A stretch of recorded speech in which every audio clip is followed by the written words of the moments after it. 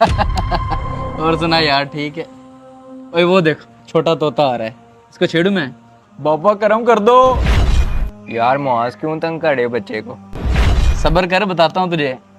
ओए इधर आना, बात सुन। जी मुआज भाई। अहमद, ये वही है जिसके बड़े भाई की आजकल वीडियो वायरल हुई हुई है। वो अपने पीर साहब के सामने खड़ा होकर गिड़गिड़ा रहा है और कर्म की भीख मांग रहा है। हाँ, वो वीडियो मैंने भी देखी है। पता नहीं इन लोगों को समझाने वाला नहीं है कोई।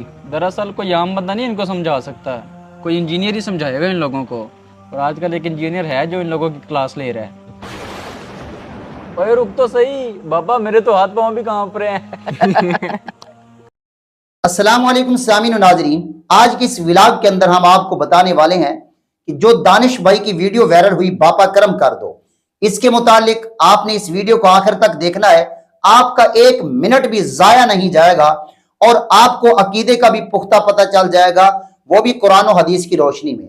मिर्जा जेल में भड़ास निकालता रहता है और कोशिश करता है कि मैं आले सुन्नत की इज्जत को मजरूह करूं, खासकर बरेलवी तबका और खासकर दावत इस्लामी पर तो इसने न जाने कितने मुखालिफ साइड पर क्लिप बनाकर पेश किए। वो सारे झूठे के झूठे हैं।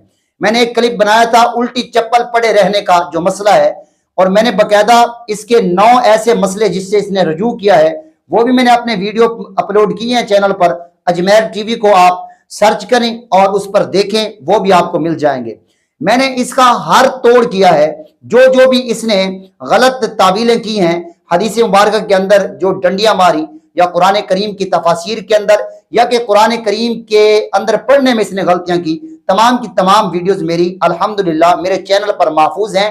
आप वहां से देखकर इस्तिफादा कर सकती हैं। अब जरा वो क्लिप मुलाहिदा कीजिए जो दानिश भाई ने क्लिप बनाया है और मिर्जा को मुंह तोड़ जवाब दिया है।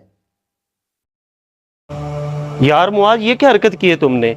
बच्चे को रास्ते में रोक लिया है। कोई मसला है तो मुझे बताओ, तुम क्या बात है? ओ भाई, मैंने कोई गलत बात नहीं की। जो भी बोला एक एक लफ्ज सच है।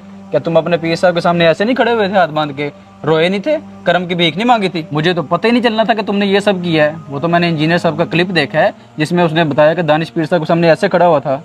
इंजीनियर साहब ने तो ये भी कहा है कि नबी पाक सल्लल्लाहु अलैहि वसल्लम खुद नहीं पसंद फरमाते थे कि कोई उनके एहतराम में खड़ा हो।